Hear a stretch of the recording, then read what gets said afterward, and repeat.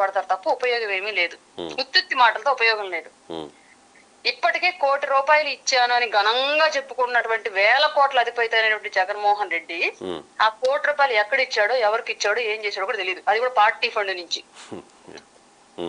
పవన్ కళ్యాణ్ గారు సొంత డబ్బులు 6 కోట్లు ఇచ్చినా ప్రతి ఒక్కరికి ఈ పార్టీ డబ్బులు చేరిపోయింది.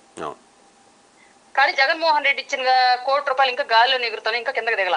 అదే ఎవరికి ఇస్తారో చెప్పలేదు. సీఎం రిలీఫ్ ఫండ్ కి ఇస్తారా? గాలిలో ఎగురుతున్నాయి, ₹1,00,00,000 గాలిలో ఎగురుతున్నాయి, ఇంకా ఎక్కడ ల్యాండ్ అవుతాయి తెలియలా. ఇవాళ పిఠాపురంలో అయినా ల్యాండ్ అవుతాయా? జగన్మోహన్ రెడ్డి గారితో పాటు ₹1,00,00,000 మూట ఏమన్నా పిఠాపురంలో ల్యాండ్ అయితా? లేదు, ఉత్తుత్తి మాట్లాడేసి అక్కడ కూడా బురద జల్లేసి వస్తాడా? ప్రజలను ఆదుకోవడానికి వెళ్ళిన వ్యక్తి వాళ్ళకి ఏం అవసరం అది చూడాలి తప్ప ప్రజలకు అవసరం లేని భయాన్ని వాళ్ళలో సృష్టించి వస్తున్నాడు ప్రతి చోట. విజయవాడ వెళ్ళి అలాగే చేశాడు. ఇప్పుడు పిఠాపురం కూడా అందుకే వెళ్తున్నాడా? నంబర్ 2 ఇంకోటి మీద ఇందాక అన్నారు, చంద్రబాబు నాయుడు గారిని అదే పవన్ కళ్యాణ్ గారిని ఏమైనా విమర్శిస్తారా అని చెప్పేసి.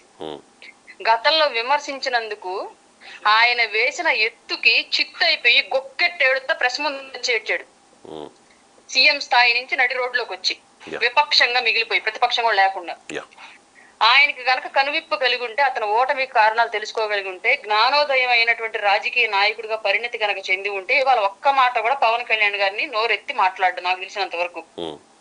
అయినా సరే కనీసం మాట్లాడాల్సి వస్తే, అంటే విమర్శలు చేయడానికి కాదు, కనీసం ప్రస్తావించాల్సి వస్తే పవన్ కళ్యాణ్ అని ప్రస్తావించినా చాలు. ఎందుకంటే ఇన్నాళ్ళు ఆయన దత్తపుత్రుడు అని మాత్రమే అన్నారు కదా గత 5 ఏళ్ల పాటు. ఇప్పుడంటే జనం చెత్తలో పెట్టి పడతారులేండి ఆ మాట. అంటే ఇప్పుడు అనాలండి ఆ మాట. కానీ రాజకీయంగా విమర్శ చేస్తే మేము తీసుకుంటాం సార్, తప్పులేదు. ఇప్పుడు ఒక ఏరియా ఎఫెక్టెడ్ అయినప్పుడు అక్కడికి వెళ్ళిన నాయకుడు ఎవడైనా సరే అక్కడ అధికారంలో ఉన్న వాళ్ళని విమర్శిస్తారు. అది రాజకీయం యొక్క ధర్మం. అలా విమర్శనాత్మకంగా అతను చేసే భాష ఉంటే పర్లేదు, మేము మాకు అబ్జెక్షన్ ఏమీ లేదు. కాకుండా బురద జల్లే విధంగా, ప్రజల్ని భయభ్రాంతులకు గురి చేసే విధంగా, ప్రజలకు పైసా కూడా ఉపయోగకరం కాని విధంగా కనుక ఉంటే మాత్రం ఇంకా రాజకీయాల్లో అతడు జగన్మోహన్ రెడ్డి అనే వ్యక్తి అనవసరం అన్న విషయం ఆయన గ్రహించుకోవాల్సి వచ్చింది. ఇప్పుడు ఈ విపత్తుకి కారణం గత ప్రభుత్వ వైఫల్యాలే అని చెప్తూ ఉన్నారు కదా. నాకు తెలిసి ఇప్పటి వరకు ఈ ఏలేరు అండ్ బుడమేరు ఈ 2 విపత్తుల వల్ల జరిగిన నష్టం 10,000 కోట్లకు పైనే. అంటే మరి జగన్మోహన్ రెడ్డి ఇవ్వాలా అంటే జగన్మోహన్ రెడ్డి ఇవ్వక్కర్లా, ప్రభుత్వం అనేది కంటిన్యూషన్. ఆ ప్రభుత్వ తప్పిదం అయ్యి ఉండవచ్చు. కానీ ఇప్పుడు ₹1,00,00,000 ప్రకటించారు. ఆ ₹1,00,00,000 కూడా ఇస్తారా లేదా అనేది క్లారిటీ లేదు.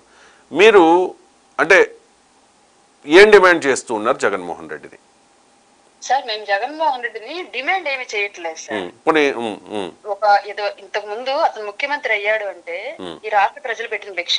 వాళ్ళ నాన్న హైదరాబాద్ లో నాకు ఉన్న ఇల్లు కూడా అమ్ముకొని నేను రాజకీయాల్లో వచ్చాను అని చెప్పేసి ఎలక్షన్ అఫిడవిట్ లో మొట్టమొదటిగా నమోదు పరిచాడు. అతని దగ్గర ఉన్నటువంటి ఆస్తి 57 లక్షలు అని. అట్లాంటి రాజశేఖర్ రెడ్డి ముఖ్యమంత్రిగా ఉన్న టైంలో జగన్మోహన్ రెడ్డి వేల కోట్లకు అధిపతులు అయ్యారు అంటే ఈ ప్రజలు పెట్టిన భిక్ష. ఈ ప్రజలు పెట్టిన భిక్షని ఆ ప్రజలు ఆకలితో అలవటిస్తున్నప్పుడు ప్రభుత్వానికి సహకరించాలి, లేదా స్వచ్ఛందంగా మీరైనా సరే పెద్ద మొత్తంలో వాళ్ళకి సహాయ సహకారాలు అందించాలి.